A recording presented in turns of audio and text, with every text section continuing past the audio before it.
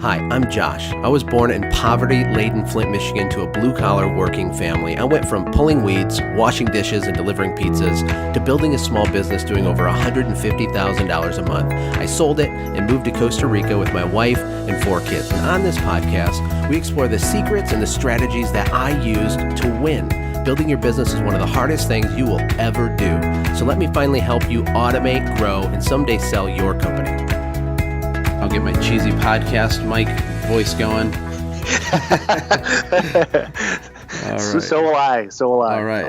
Welcome to the Quick Talk Podcast with Josh with Adam. Yeah. Okay, here we go. Hey, everybody. Josh here. Thank you for joining me here on the Quick Talk Podcast.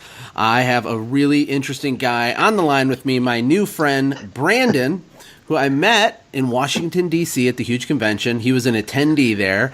And he's got a crazy story, so I invited him to come on the podcast to share it with you because he's going to provide some serious value to you guys. And I'm recording this from Las Vegas, Nevada, which is weird. You know, I came here to meet up with Joe Kowalski, the CEO of Service Monster, because we're working on an integration with Send Gym and stuff. So I'm in a hotel room. Brandon, you have my full attention. Welcome. Give us a little bit of your background. Thanks, man. So my background is I have about 17 years in the window cleaning business, experience-wise. But it's not as traditional as you might think. My dad actually started All Clean Window Service as an owner-operator window cleaner in 1978. So he's actually been, the guy on the other side of the glass washing windows for 33 years. And for 13 of those years, actually, when I started full-time at age 13 working with my dad washing windows, I was his single employee. So pretty much from that time up until about 18, I worked full-time with my dad until I decided that, I wanted to kind of go out and start my own window cleaning business. Awesome. I did that for a brief period of time, grew tired of that, and then actually joined a couple other jobs and did the corporate world for about 2 years until travel demanded too much of me, and went back out, did an entrepreneur thing again, and had a construction company for a couple of years, and then in 2011 my dad actually was diagnosed with heart disease. So he approached me, and with him and his one employee, literally no retirement set aside at all over the 33 years, he was kind of struggling. So he kind of, pitched this idea to me for me to join back into the business and, buy it, help him retire. So that's kind of, in a nutshell, my last 17 years. That's a ton of stuff I got to ask you now. Like, that's such a crazy story. Like, my mind's racing. Okay, number one, your dad had a business for 33 years. You took it over in 2012. And we're going to talk about the fact that you're joining the 7-figure club now, that since 2012 to 2016, you've taken that little business and you've 10x'd it, right? You're going to do over $1 million this year. It's crazy. It's crazy. And we'll get into that in a minute. But I love the fact that you worked when you were 13. I think that's awesome. You probably had all kinds of cash, and your friends were thought you were a baller because you were one. That's what I did when I was young. A little bit, yeah. Although the double-edged side of the coin, the sword, was that my dad also made me pay for everything, including my own clothes and food, and then he started charging me rent, and so it was. It was kind of one of those money principles that he instilled in me. Yeah, one of the value things of hard work. You hate when you're young, and then now it's like, is it coincidence that you've built $1 million business? Probably not. I think Dad probably did a few things right. But the big one that I got out of what you said in your intro was that your dad got diagnosed with heart disease. And This is the fear. This is the thing I talk about with people all the time is what's going to happen to your business if you get hurt, if you get sick, if you fall off a ladder, whatever.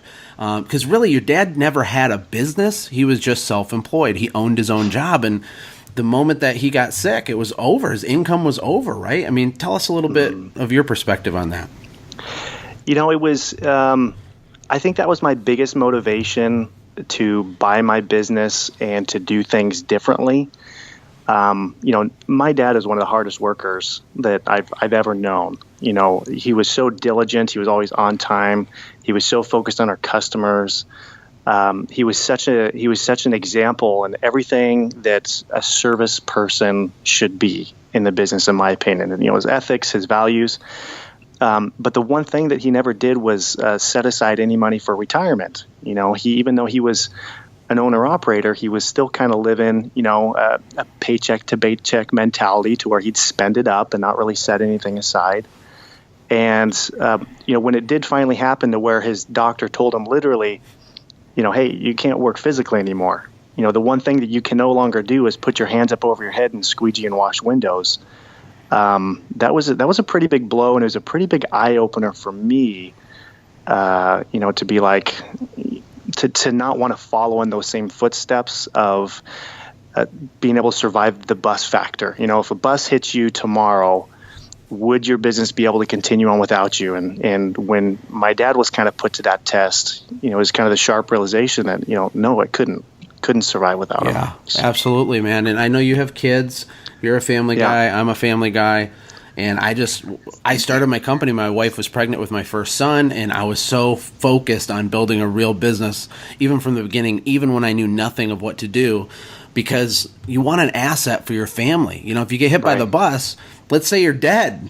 My business and your business, as you're building it now, is still a sellable asset, or they can hold it and operate it. My philosophy is that when you're done systemizing your business, and you're never quite done, but when it's fully there, you basically could hand a binder to a little old lady and she could operate your business, right? Yeah, that's definitely the goal, and that's one of the things that us and our team is our main driving focus right now, is to try to get it to that point, because it's even though our business is being successful and everything else, like you said, it's never done growing, and you're always finding little small things to fine tune. So that's kind of where we're at right now. Yeah, it's like when you take a field and you want to plant a farm, but it's forest, and so you chop down the trees, and the trees are the big obvious issues. Like, hey, I need a phone number. I need to know what to say to these people when they call. I need to know how to sell and how to price my stuff. Once you get that in place, you realize, okay, now there's still stumps all over this land, and then you got to rip out the stumps, and that's a whole nother level of systemization, automation. And then you get those out, and you realize there's rocks in the ground. And so you get all the big rocks out, and then you realize there's medium-sized rocks. There's always more. It gets down to the pebble level. And you guys, all clean in Portland, Oregon, are killing it right now. So tell me, what did your dad think as you started taking over with a completely different philosophy, really going against his whole core foundational view of reality? Like, what are you doing? Like, was he scared? Was he supportive? What are these conversations like in 2012 and 13 when you got the process started? Oh, man, you're bringing back lots of memories, Josh. I tried to bury these things. Well, you can just open the box and give us a peek. Just give us a peek, and you can close the box and bury it again. Okay, all right. So my dad, he was mortified. He was petrified, mortified. He's very prone to stress, thus heart disease. So it was this fantastic balancing act that we had to strike between, realizing what needed to be done to be able to grow the business, doing things differently. My dad hated change. When we hired our first employee, it was it actually taught me to become a good salesman to my dad. Because anytime we were going to, buy that new piece of equipment or add on a new hire or, invest in some trade associations or join our local chamber of commerce, I had to sell my dad as to why that was a good idea. And it actually forced me to become a really diligent researcher because I had to create this presentation. And I think for me, the biggest life lesson that I learned over that first year was that I had to create systems of accountability to myself in everything that I did. And so even if, you're in your business, you don't have your dad to, have to pitch your ideas to, find a business mentor, find your spouse, anyone who you can talk to kind of pitch and sell these ideas. Because having that sounding board of someone who is really negative and, very terrified of these things, it actually proved to build quite a bit of resiliency in me to plan out things to the nth degree to be able to continue to grow. And so it was a double-sided thing again, where it was a struggle for sure, but at the same token there was a lot of actually hidden benefits that we found. in having to pitch that and convince my dad that, okay, this is the good next step, and here's the reasons why. Wow, dude, Brandon, you're dropping value all out of the sky on us. Like, seriously, that's so good, man. And we want to avoid friction so often, right? I mean, we want to avoid confrontation. We don't want to defend ourselves, especially entrepreneurs, because entrepreneurs are a little bit rebellious, a little bit kind of cocky sometimes. We think we're smarter than we are, especially when we're young.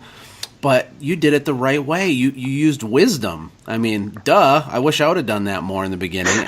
And the friction is why your business has just killed it. I mean, the rate of growth you have is nowhere near normal. It's very, very, very crazy to 10x a business that quick. So let's dig into that a little bit. Okay, you take over a business. You got a foundation of $100,000 in revenue. You got a helper. You know how to clean yourself. Where did you start? I mean, you have personal income that you need to take. Did you do what I think you did, which is pay yourself very little and start reinvesting like a madman? Did you use debt? How did you scale in the beginning? And tell us about that. So I'll kind of break it apart into two different categories. The financing side of it, and then also the personal investment side of it. With the financing part of it, yes, I did take a modest salary, and I've actually haven't given myself a raise since I first started to grow the business. For me, it's not about money. I make a comfortable living. We have a comfortable house. We have a comfortable life. I don't feel the need to have more things and nicer stuff. I like to be debt free. I like to maintain that lifestyle. But so for me, it was a little bit easier to reinvest back into the business because we had that little bit of extra working capital, and let it kind of sit there and let it kind of, we were able to use that cash part of it. We actually completely stayed 100% debt free actually until this very last year when we got a business line of credit, and we actually got that for security reasons. Again, the bust factor. If something devastating happened to you or your business, would you have a little bit of cushion? So we got that for cushion. We also financed our first vehicle. Everything else we've bought and paid for, with cash up until this point. Mm-hmm. Yeah, and you know what? It's normal because my business, when it started to really grow, there's different problems at different levels. And one of the hardest things is managing, your receivables and your payroll and your cash flow. The bigger you get, the harder it is. I mean, Towards the end for us, we were a seasonal business, so we kind of shut down for a few months. And in the spring, it would cost us between $20,000 and $40,000 cash coming out of 3 months of no income just to launch our business, just to fix the trucks, buy the uniforms, train the new people, float payroll for 3 or 4 weeks until we got cash flowing.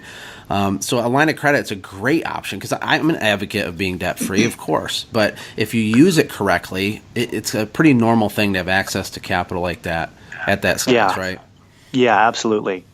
And so as far as the personal investment side of things, this to me is where I attribute most of my success. Josh, I'm nothing special, man. I mean, I'm a window cleaner, that I've started at age 13.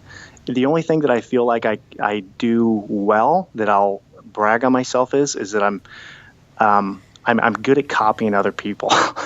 I'm a good mimic, and so one of my biggest weaknesses is distraction. I get really easily distracted. I have very bad ADD. It's hard for me to stay focused. So what I knew I needed accountability partners. And so I actually teamed up with I reached out to our local SBDC, Small Business Development Center. They have free mentors, business mentors that were like the craziest caliber that I couldn't believe they were free resources and that they would actually meet with me on a monthly basis. But because I'd never had experience growing a business before. Even the small businesses that I kind of started up, they were just like my dad's, owner operator with a helper, because that's all that I knew. So this whole new world of building a multi-million-dollar company and 20 plus employees and excuse me, it was very foreign to me, and I didn't know where to start. And so having those resources were invaluable to me. Adding on some good high quality services and then which inevitably led to a lot of really good quality business coaching from various people that I kind of met in the industry, and then reading a lot of books. Just continuing to educate yourself. That I'm a big avid bookworm right now. Well, we're all of us didn't invent what it takes to be successful, because people already do this stuff, and to the people listening, we're all, standing on the shoulders of giants, right? The cliche statement, but it's true. It's absolutely true. I have a friend, Chris Martinez. He's on Facebook like crazy all the time, makes a ton of free videos and stuff. And he has a whole website called the Copycat Entrepreneur, I think, .com. I saw that. Yeah. And that's good. His deal. He's like, look, I found out what works. I actually did it. There's a concept. You actually execute. How do you execute? Do you do what Brandon just said? You get an accountability partner. You build a community. Business is a team sport, guys, and you gotta put yourself around like-minded people that will push you and put friction in your life, because they're doing it to help you, right? For sure. Yeah, absolutely. You probably had some hard conversations with some of those guys, right? Did they ever give you a verbal smackdown on some of your ideas and whatnot? Oh yeah, absolutely. And I think as a business owner, your biggest enemy can be your own fear.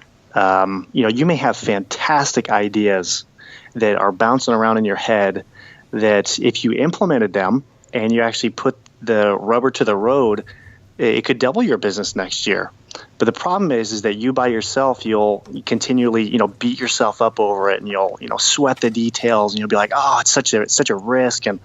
And you go and you sit down with a business mentor and you tell them your idea, and they're like, brilliant, why aren't you doing it? It's a great idea. Give it a shot. And it's like, well, but no buts. This is a good idea. Go do it. It's like, oh, okay. It's that extra little kick in the butt that you need to get out there and just, implement it, do some action. My friend Kevin Dabrowski, he talks about self-limiting beliefs, and on one of my other episodes, he was talking about, our paradigm, our worldview is shaped on kind of what we knew growing up. And so as you break through these ceilings of self-limiting beliefs, there's tons of fear, tons of trepidation. And so we have a tendency to over-strategize and to over-analyze and to perpetually plan but never do anything. And he made the example about Mark Zuckerberg. And he's like, okay, so Mark Zuckerberg's daughter is going to grow up, and she's going to look at her dad and say, okay, my dad works really hard, and he does this, this, and this, and he's worth $40 billion, and that's her normal paradigm, right? He's like, she's going to think people that work really hard and do the right thing, okay, they're worth 40. And then you get someone else, like my dad is a hard worker, like your dad, work really hard. That means you work 80 hours a week. It doesn't matter if you like what you're doing, and you'll make a comfortable living, and then that's it. That's what hardworking people do. But it's all mental, man. It's just a game in our own brain. Yeah, it's true. Absolutely. So what's your end game? I mean, why are you doing this? What do you want to happen? Are you trying to take over the world or something? I mean, what does the end or the final destination look like to you? Is really funny. And I'll actually recap this story because I know this is what actually got you and me introduced. I was actually listening to one of your random podcasts and kind of stumbled across you. And my jaw dropped to the floor when I heard your story, because before I'd even known you or even met you, me and my wife had a plan to sell our business, move to Costa Rica, engage in some ministry related activities down there. And here I am listening to this random podcast about a guy who owns a window cleaning business that's coming up on the size. My business is coming up onto the size as where yours was when you made that move. Sold your business, moved to Costa Rica, and it was so crazy because I just I brought my wife in and I'm like, listen to this, you won't believe this, and it was really cool. I mean, that's what my end game is. I don't want to be a slave to my business. I have no doubt that at this point in time I could grow the business to any size that I wanted it to be. But I'm going to save that and build it up to the point to where we can let the next generation of owners get it to that point. I want to be able to sell my business so that I can, focus more on my time freedom portion of things. And that's really what my end game is just to package it with a pretty little bow sitting on top and find that buyer that's passionate about the things that I'm passionate about in the business and kind of carry on that legacy. Oh, that's amazing. And that is a weird story. And it is. The podcast you heard me on wasn't this podcast. It was me being interviewed on some other random podcast by another guy. It's just so crazy that those dots connected. That's amazing. So I'll have to give you a tour of Costa Rica when you're ready to go check it out. Yeah, for sure, man. So let's talk about selling your business, okay? Because now you're scaling up. You got the team. We talked before I started recording about your passion. I asked you, I said, Brandon, what are you passionate about? You know, what's your deal? And you said, and I made some notes, you said to create an incredible people-focused service company. And by people, you meant your customers and your staff. You know, you want your staff making living wages. You want it to be a real career. Talk about that a little bit. Why do you have a heart like that? How important is it to have that type of view when you're running a business? You know, the quote that Howard Partridge says, which I believe he also stole from someone else, you know, regarding the copycats of successes of others, which was, you know, if you have a dream, you have to build up the team. And if you, oh man, now I'm going to misquote him. I think I know what it is. Is it you do, if you help enough people get what they want, then you'll get what you want? Is that the one? It's different than that. It's different than that. If you have the dream but you don't build up the team, you either have to give up the dream or you have to build up the team. It's along those lines. I know I'm botching the plagiarism, but it's similar to that. But it really resounds with me because I love people. I mean, and when you're washing windows in customers' homes at the age of 13, you're homeschooling through high school.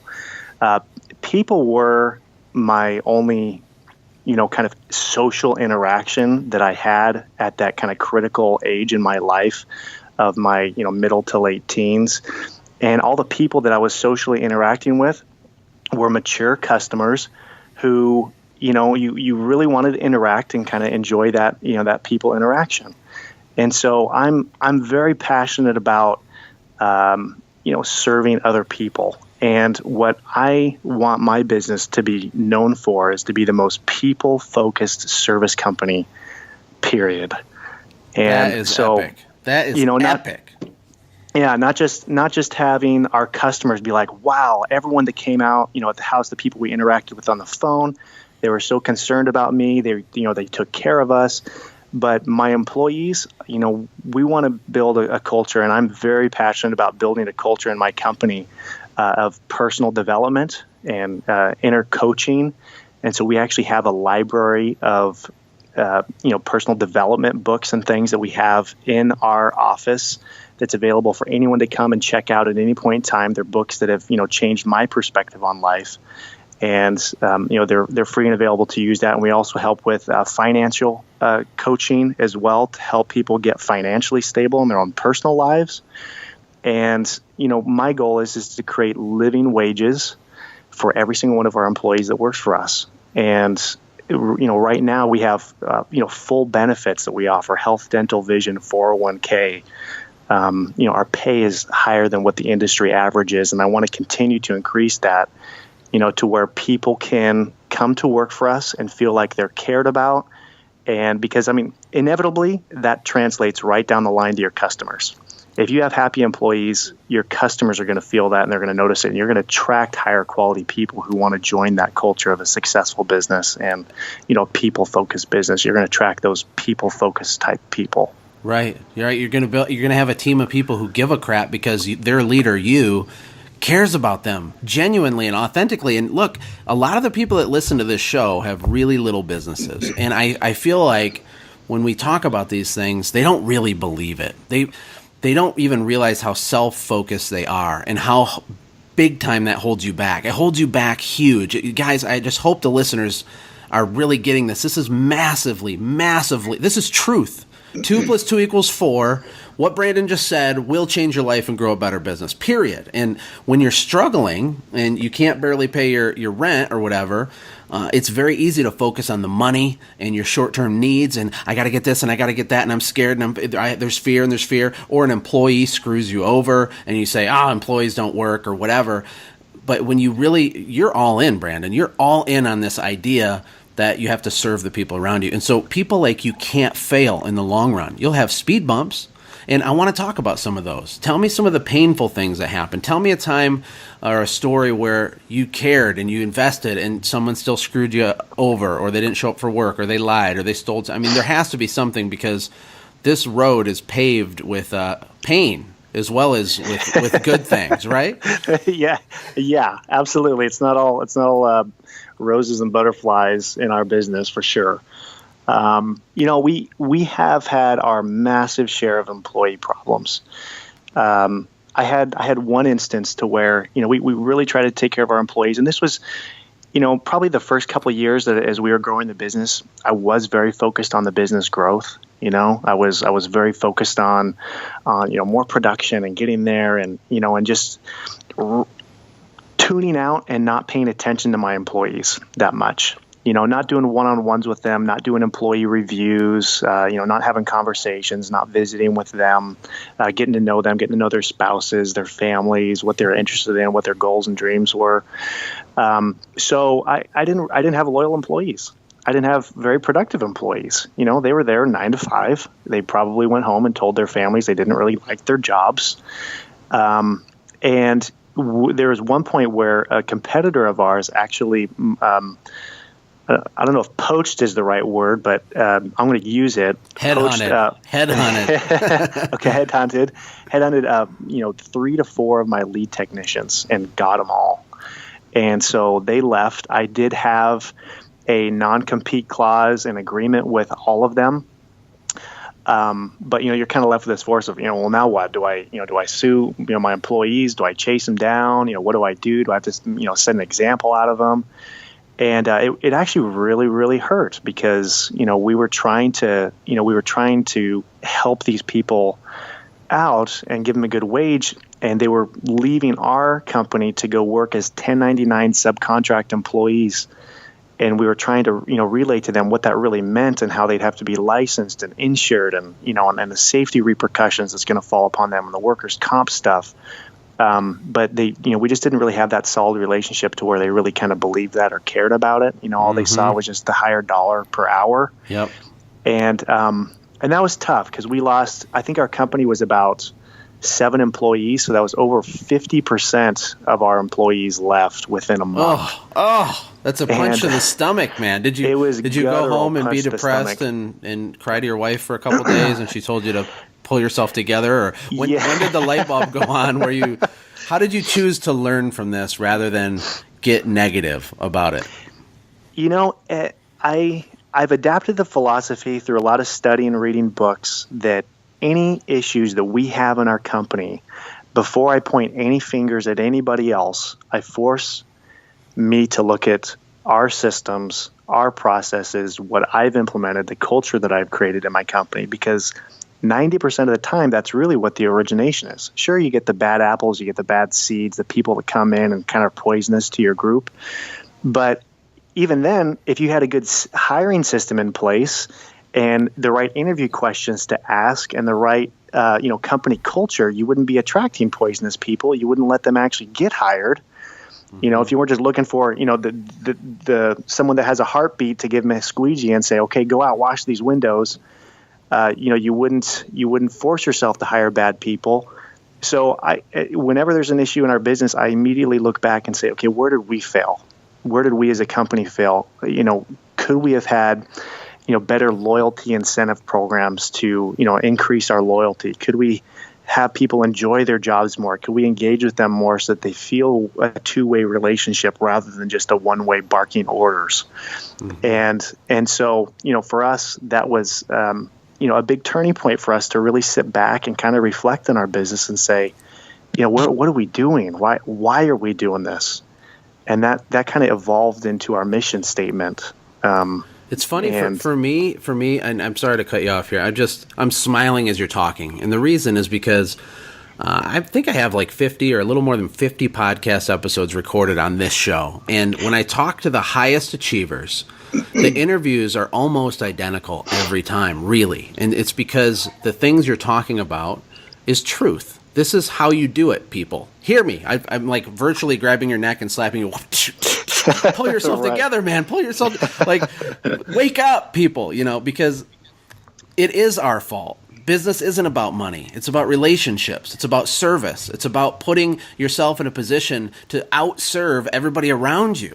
And it might seem counterintuitive, especially if you have lived in a negative environment or the people around you, just don't talk like this. But trust me, Brandon's a real person. I'm a real guy. We really did this. Everybody that I've interviewed that has 7-figure businesses, this is how they say to do it, because this is how you do it. It just makes sense. I mean, from my perspective. So Brandon, look, I want to wrap it up here, and everything you said is amazing. I'm going to go back and listen to this again because it's just gold. It's gold. Do you have any closing, thoughts or encouragements for people that maybe feel stuck, or maybe they're in that old school mentality of the way your dad was, which was super admirable, hardworking guy with integrity, but their business isn't really a business? Any kind of thoughts you want to close us out with? Go ahead. If I was to try to pare down my 3 biggest business lessons that I've learned in the last 4 years, the sooner you get out of the field, the better your business will be. The sooner you stop doing the work. And it's so hard. It is so difficult because you have so much fear that's battling you about my employees aren't going to do as good of a job as me, and et cetera, et cetera. But the point when I took myself out of the field and was able to focus on my business, that was the big turning point for me. Yeah. And it's a leap of faith, but when you do it, it's like you never look back, or at least you shouldn't ever look back. The E-Myth by Michael Gerber is like the book that opened my eyes to the world outside of my dad's owner-operator business. Incredible book, and I recommend that book to literally anyone that I talk to. So collectively, your audience, that would be my second point. Yeah, for that that's part awesome. Of it. And that book is great. That was my big light bulb moment too, was with the understanding the concept of the E-Myth, the work on your business instead of in your business. I actually got to talk to Michael Gerber on the phone about 10 days ago for an hour. It was amazing. Anyway, so Brandon, I thank you very, very much for coming on here. You have nothing to gain. You just want to serve and help. And this is going to be an epic episode. People are going to love this. I guarantee it. And I appreciate your time very much, my friend. Hey, thanks, Josh. Appreciate it, buddy. Hey, thanks for hanging out, friends. And from all of us here at the Quick Talk Podcast team, we hope you loved today's show. We hope that you were inspired to become a doer and not just a listener. Apply what you've heard today in your own business and watch things change for the better. Lastly, remember that all the money in the world can't save your soul. Seek first the kingdom of God, my friends. We'll see you next time. For more information about the Quick Talk Podcast or Joshua's other businesses, visit our website, quicktalkpodcast.com. Have a blessed day.